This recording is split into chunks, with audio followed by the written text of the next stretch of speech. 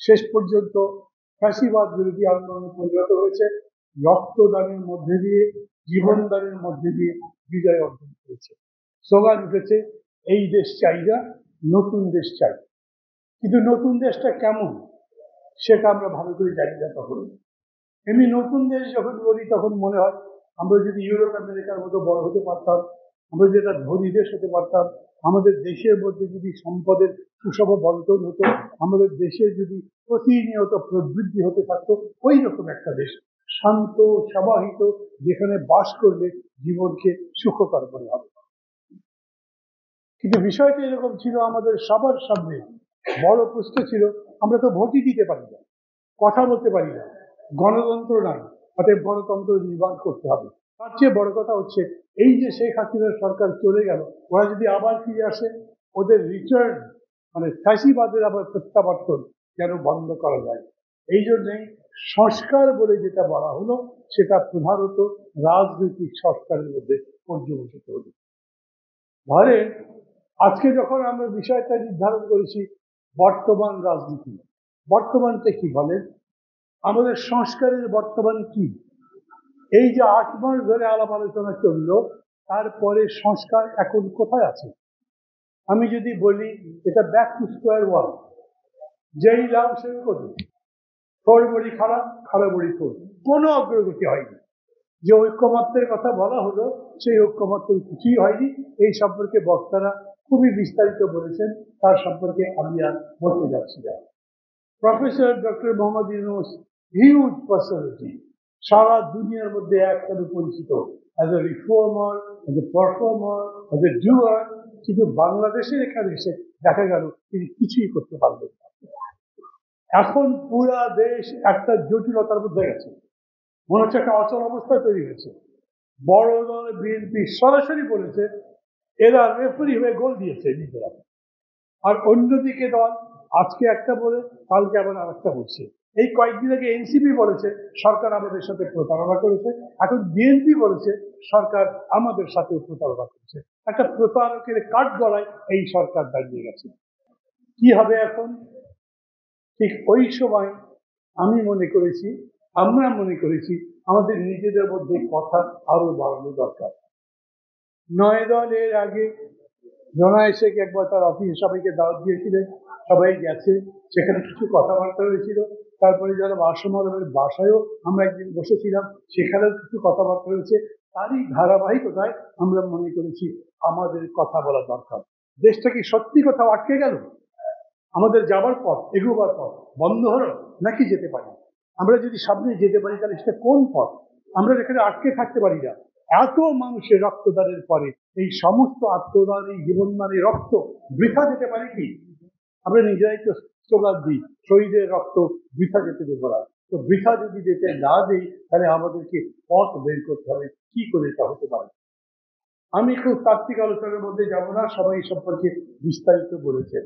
প্রথম বলি, এই যে ডিসেন্ট নিয়ে যে সমস্যা, মত পার্থক্য, মত ভিন্নতা, মতান্তর বা যেরকম বলে বিরোধী মত, বিএনপি যে ডিসেন্ট দিয়েছে, ডিসেন্ট কিরকম হয়?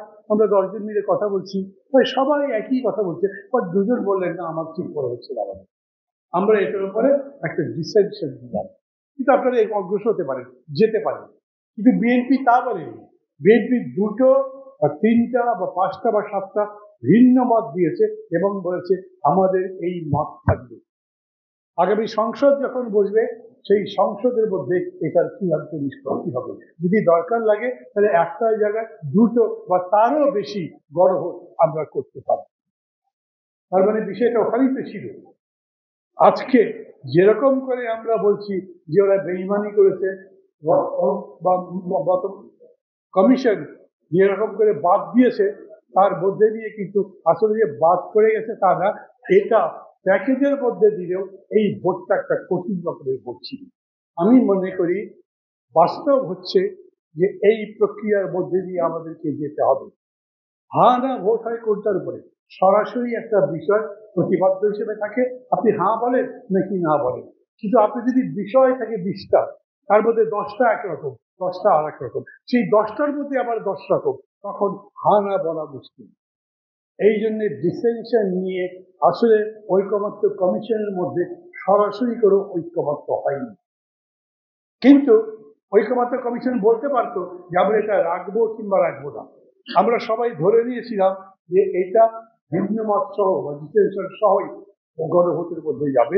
সেই জায়গাতে ঐক্যমত্য কমিশন একটা বাজে কাজ করেছে। আমি তীব্রভাবে এটাকে সমালোচনা করছি। আমার কাছে ওই যে কবে ভোট হবে সেইটা খুব বড় বিষয় নয়। ভোট যদি 2 দিন আগে হয় বা 2 মাস আগে হয়, 1 মাস আগে হয়, তাহলে মহাভারত অশুদ্ধ হয়ে যাবে এরকম দাম। অনেকগুলো টাকা লাগবে। কত টাকা লাগবে বলেন তো একটা গণভোট করতে আলাদা করে? আমি ঠিক মতো জানি না, কিন্তু কেউ কেউ আমাকে বলেছেন এর আগে যে গণভোট অনুষ্ঠান করা হয়েছে তাতে 500 কোটি টাকার বেশি খরচ হয়নি। তো 500 কোটি টাকার জন্য সরকার আটকে গেছে, দেশ আটকে যাবে। ওই দিন বেশি লোক ভোট দিতে যাবে না, এটা একটা ভয় আছে। এটা আবার কিরকম কথা, সবাই জুলাই সড়ক চায় কি চায় না, তারপরে মানুষ যেরকম ভোট দেবে সেটাই তো চলে। এইখানে তো কোনো পার্সেন্টেজের উপরে নির্ধারণ করে দেওয়া হয়নি। এই বিষয়ের কারণে আমি মনে করি এটাও খুব বড় রকম বিতর্ক হবে না। কিন্তু বিতর্ক যেটা বেঁধেছে আমি মনে করি প্রধানত বিএনপি যেটা বলছে সেটা। আমরা যারা আছি আমরা তো ঠিক বিএনপি করি না। ঠিক কেন আমরা বিএনপি করি না? আমরা বহু ব্যাপারে বিএনপি বিরোধিতা করি। আমরা মনে করি রিটার্ন অফ ফ্যাসিজম বন্ধ করবার জন্য পাওয়ার ডিসেন্ট্রালাইজেশন হওয়া দরকার। সমস্ত ক্ষমতা এক ব্যক্তির হাতে, একটা গোষ্ঠীর হাতে, একটা পরিবারের হাতে এটা ভেঙে দিতে হবে। সেই জন্য আমরা বলেছিলাম গুরুত্বপূর্ণ সাংবিধানিক পদগুলোতে নিয়োগ দেওয়ার ক্ষেত্রে এক্সিকিউটিভের হাতেই ক্ষমতা থাকা চলবে না। এটা বরঞ্চ একটা কনস্টিটিউশনাল কমিশন করা হোক, সেই কমিশন যেরকম করে নির্ধারণ করবে সেরকম করে ভোট হবে। তখন হবে কি, যাদের যাদের হাতে ক্ষমতা আছে, যারা এককভাবে জনগণের উপরে অত্যাচার করতে চায়, তাদের ক্ষমতা যখন ভাগ হয়ে যাবে তখন তারা সম্মিলিতভাবে সিদ্ধান্ত নিয়ে একটা ফ্যাসিবাদ কায়েম করতে পারবে না, হয়তো মার্শালও দিতে পারবে না। আমরা এই বিষয়গুলো বুঝেই বলেছিলাম। আমাদের নেতারা বক্তব্যের মধ্যে বলেছেন আমরা কেবলমাত্র এখন একটা ভোটের জন্য ঐক্য করবার কাজ করিনি। আমরা যে 15 বছর ধরে লড়াই করেছি সেখানে আমাদের মাথায় ভোট ছিল না, আমরা এমপি হব কিনা, মন্ত্রী হব কিনা এই চিন্তা ছিল না। আমাদের কাছে বলেছে 54 বছর ধরে যে দেশে গণতন্ত্র প্রতিষ্ঠা হতে পারলো না, সেই দেশে গণতন্ত্রকে নিরাপদ নিশ্চিত কিরকম করে করা যায় তার জন্য কি কর্মসূচি থাকা দরকার। আমি একটু আগে আপনাদের বলেছি, আমি আবার সূচনা বক্তব্যের সময় বলেছিলাম, এখন আবারও বলছি, গণতন্ত্র মঞ্চের সঙ্গে বিএনপির সাথে নির্বাচন কিভাবে হতে পারে সেটা নিয়ে কথাবার্তা শুরু হয়েছে মাত্র। আমরা সেই কথাবার্তা চালাব। এখন নির্বাচন মানে আসন বন্টন কিন্তু নয়। নির্বাচন মানে কোন লক্ষ্যে নির্বাচনটা করছি, এই নির্বাচনের মধ্যে দিয়ে আমরা কি অর্জন করতে চাই, কিভাবে অর্জন করতে চাই, কিভাবে গণতন্ত্রকে একটা শক্ত ভিত্তি দিতে চাই, এই সমস্ত কিছুই তার মধ্যে আলোচনায় আসবে। এবং তার মধ্যে অবশ্যই প্রার্থিতার করতে পারবে, সেই আলোচনাও আমরা করব। এবং সেই প্রার্থিতার বিষয়েও যখন আমরা আলোচনা করব তখন one party rule by dictation nothing without, very simple. আমরা দেখতে চাই যে আমরা সেই রকম একটা নেতৃত্ব নির্বাচনের কাজ করছি যেটা আমাদেরকে গণতন্ত্র নিশ্চিত করতে পারে। এটা চলবে। এইটা চলবে বলে আমরা গণতন্ত্র মঞ্চের 6টি দল আরো 3টা দলের সঙ্গে কথা বলতে পারবো না তা তো নয়। আমরা তাদের সাথেও কথা বলবো, আমরা একসাথে চলবো, চা খাবো, হাঁটবো, মিছিলও করবো, মিটিংও করতে পারি। আমরা গণতন্ত্র মঞ্চ যখন গঠন করেছিলাম তখন আমাদের মধ্যে কথাবার্তা এরকম ছিল, আমরা হাঁটতে থাকি না, এই স্বৈরতন্ত্রের বিরুদ্ধে লড়াই তো করতে হবে, সেই লড়াইটা আমরা হাঁটি হাঁটি পা পা করে চলতে চলতে বিশাল বিছের রূপান্তরিত করবো এবং গণপ্রত্যানের মধ্যে দিয়ে এই সরকারের পতন ঘটাবে। ঘটেছে তাই।